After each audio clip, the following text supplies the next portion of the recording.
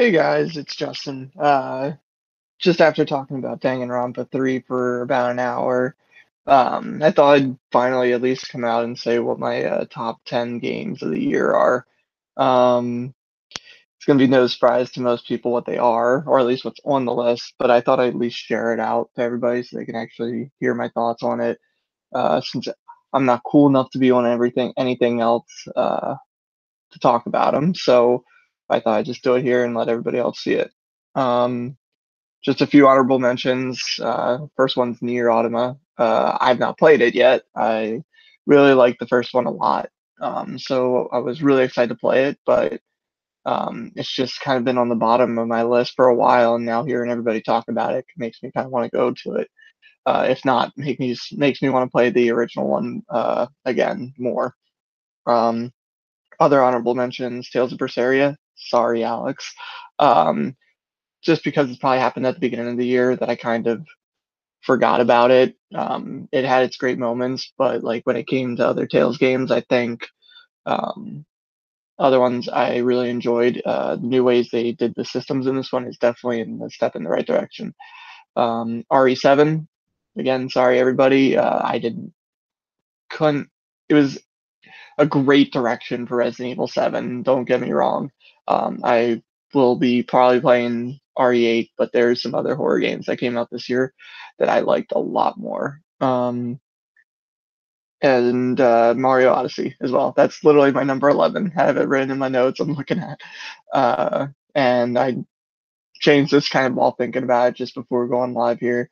And I'm like, it was fun, but I'm not the one guy that's going to be going after 999 moons to get that and stuff. It was cool to see the last level, which I will not spoil, the last kingdom, and it was cool to see that. But yeah, I think I'm kind of done with that game as of now. So with that, number 10 is Uncharted Lost Legacy. Um, After going away from Uncharted for a while, and kind of getting the Nathan Drake story. It was cool to see when they first announced that it was going to be Chloe as the main character, and she was always one of my favorite characters. And knowing that she didn't really get a role in 4, I was really excited to see what they were going to do with her, and just her character development with Nadine was really, really well done. The environments look amazing, of course. Um, and that open world environment that they had, it was very small, but I kind of went to those side stuffs, which is not usually some things I do, which is why things like Horizon and Zelda, I never even pretty much played. Horizon, I played for like 3 hours. Um, and Zelda I didn't buy because that's nice. It's not my kind of game. I'm realizing that probably with Horizon. Um, so when I started playing Uncharted, I saw that open world and I'm like, oh no, I'm gonna do the main stuff. But then the small little side stuff was just fun enough to see like kind of what that world and that area was like in that Uncharted sense. Made me want to keep doing that. Number 9 might be a surprise to people that it's this low on my list, but it's Outlast number 2. Number 2. Outlast 2. Um, Mostly because I think I rode the train for Outlast 1 really hard. I love Outlast 1 to death. Same with the Whistleblower DLC. So when Outlast 2 was announced and it was shown that it might be in a field and it's going to be open, I'm like, all right, let's go. Um, but the parts that I actually didn't like the most were those field parts. The best parts I enjoyed were the school, just because a little part of me has like that little fear of being in a dark, abandoned building and not knowing what's behind you, hearing things, and just walking by those kind of desolate and abandoned desks and all that stuff. Just kind of freaked me out a little bit, and I really, really enjoyed those segments. So if they do a third one, I'm kind of hoping they do something like that. Instead of continuing with that open world environment, even more with the Murkoff Corporation, because that part of 2 was really interesting and what they were doing in that town. Number 8, which does that mystery world building without actually telling you anything, is Little Nightmares. Um, you literally get nothing. There's no word said. There's nothing said except for you being this little girl running around this ginormous ship, um, just trying to survive. You meet these ginormous creatures that are trying to capture you for some whatever reason. There's this woman with crazy shadow powers doing something that people are afraid of that you can gather, but you quite not understand what's going on. And then through world building, you kind of get the sense what these characters are doing, like what these ginormous people are up to in this ship. And through the little bit of comics that came out, as well as the DLC that's still coming out, there's still one part missing. That's coming out, I think, in February to finish the DLC out. You're getting a little bit more of what's going on, again, without saying anything. So it's kind of up to your imagination or piecing everything together. Um, Number seven, I was hesitant to put this on my list instead of the actual new one that came out. Um, and that's Yakuza Kiwami, which is a completely redone version of the very first Yakuza. Um, I love Yakuza. It's but still my favorites in the whole series. Zero took the combat, updated it. It was great, but Kiwami takes that same combat and plays it into the first game's story and updates it and all that stuff. And seeing that story again made me all warm and fuzzy inside. Because I remembered everything, like every little point that was coming up. I'm like, oh, this is when this is gonna happen. Oh, this is when we get the tattoo. Like that kind of stuff. It was just great to be able to see that again and all updated. I'm very excited for Yakuza 2 Kiwami to come out. I think that's coming out here this year. I know there's a demo in the Japanese store if people do want to check it out, but it's probably going to be exactly the same as this one. Um, Number six, another horror game, Evil Within 2. As the only guy excited during E3 when they announced this trailer, um, I was very happy to know that this was continuing. Um, the story, I wasn't sure where they were going to go. I thought they were going to kind of rehash all the stuff from the first game, but they take it in a completely different direction. The style is even different.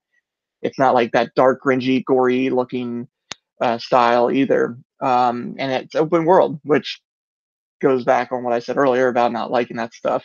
I actually got lost in this world pretty bad, the little areas that they are. Um, but just the story that it takes, and I'm curious where they're going to go with it next. With the possibility of it still existing. Um, I'm drawing a blank. I'm tired. um, but knowing that there's a chance that there could be a third one, and the people that like this game, or at least are playing this game, are liking it, is a really good sign. And it's the way I wish kind of Resident Evil 7 went, and that's why Resident Evil 7 isn't on my list. I'm not a big first person shooter fan, whereas Evil Within 2, I like that third person action part of it, that survival action that I wish Resident Evil 7 kind of did. But again, that's why I'm playing Evil Within 2. Um, Number five, Danganronpa V3. You want to hear me talk about it? Go to irrationalpassions.com. I think it's going to be sometime this week. We just talked an hour about it. It's fantastic. Um, Story goes places. The story goes some places, and if they make any more, it's going to be a surprise on what they're going to do next with what they did in this game. Number four, probably no surprise, but surprise that's low on the list. Kingdom Hearts 0.2. I love Kingdom Hearts. That's pretty much one of my favorite series ever, and Aqua is my favorite character in that series. And telling the story of what she's been up to is something I've been wanting to know. since the end of Birth by Sleep, when they teased 0.2 and countless of them saying, "Oh, this isn't going to ever happen," and it finally happening, and knowing that this was probably supposed to be a part of the beginning of Kingdom Hearts 3 makes me very excited for what's going to happen in Kingdom Hearts 3 even more, because that combat is very, very well done. Um, and so much that I 100%ed that game. And hopefully, that's the start of me 100%ing all the other games, because I do want to do that on the PS4. Um, so at least people know I beat it with 100% trophy rating. Number three, might be surprised it's this high up for most people, and that's Friday the 13th. Probably the most fun I've had with a game this year. I played rounds today. It's kind of like a thing I'd play almost every day. I know it's buggy. I know it has its problems, but it's just overall really fun to get together with people and just play it. Even playing that Extra Life with Greg Miller was one of the highlights for me with the year. Just on the edge seat, my heart was pounding so hard on the last match, which you can also see on Irrational Passions YouTube. It just was insane. And if that's how matches go, that's when it's the most fun. Um, you get the matches where, of course, people are too serious and it just becomes everybody's dead within like 10 minutes and it kind of gets boring. But when you have those fun matches of chasing and being able to get people to do the objectives, and on the edge of not knowing where Jason is really, really well done for what that game is. And I made actually probably the first time in forever some like just random friends on PSN on playing that, and got an invite today to play it with them. That kind of thing. Like it's probably one of my favorite multiplayer games in a while that I played. And highly recommend people to check it out. They've been fixing the bugs. They're just added single player uh, bots where you can play as Jason. So I highly recommend at least people check it out. If anything, like this, don't. Yes, the bugs are bad when they're bad, but when they're fine, you just ignore them and just keep going. Um, Number two is Cuphead. Um, it's a surprise, not a surprise, that I really liked it. As soon as they announced it, like everybody else, they're like, "What's that game?" And immediately I was hooked just by graphics alone. That old cartoon style was great, and that it was a boss rush made it even cooler. Uh, that King Dice segment, that's all I need to say about it. I was waiting for that segment for a while because some of the bosses in there, like the poker chips, the cigar, um, the dice, or not the dice, the pool ball, like that kind of stuff. It was just really cool to see these like bosses on stuff that they showed before, um, and seeing them realized. Music's fantastic. Everything. There's not a bad thing I can say about it. I want to go back and beat it on expert mode. Maybe do that with co-op with a friend sometime. But overall, really, really enjoyed it. Um, and I'm pretty sure most people that played it pretty much know that already as well. Um, Number one, no surprise, because I haven't mentioned it yet, and that's Persona 5. I'm not going to say much about it because I did do I don't even know how long, 2 hour, 2.5 hour spoiler episode on it with the Irrational Passions guys again. So if you want to know my overall thoughts, listen to that on his best girl. But yeah, overall great. Like one thing I'll say for people though, yes, it's my number one on this list. Do I like it more than Persona 4? No.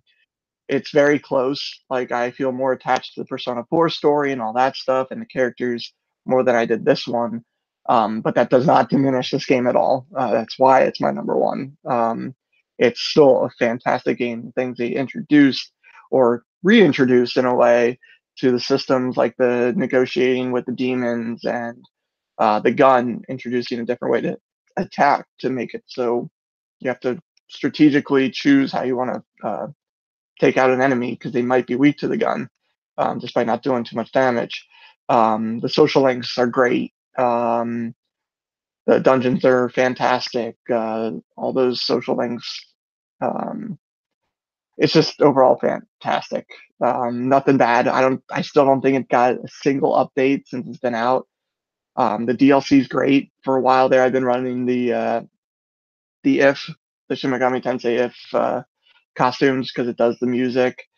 Um, yeah, it's just overall a great package.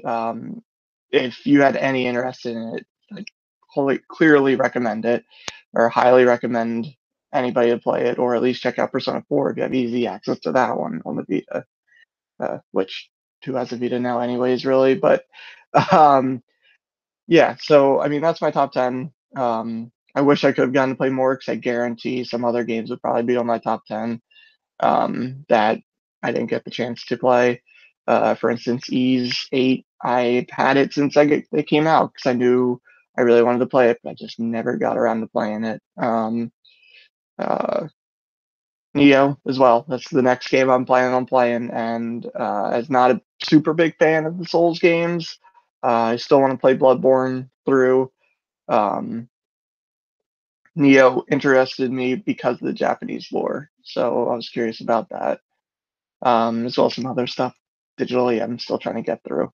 But yeah, that's my top 10. 10 Uncharted Lost Legacy, 9 Outlast 2, 8 Little Nightmares, 7 Yakuza Kiwami, 6 Evil Within 2, 5 Danganronpa V3, 4 Kingdom Hearts 0.2, 3 Friday 13th, 2 Cuphead, and Game of the Year for me is Persona 5. So I'll probably be doing this next year, hopefully, as long as there's still games that come out this year, which I'm pretty sure there's going to be. Um, so with that, that's it, and I will see you guys next year or on a podcast somewhere in the future. See you guys.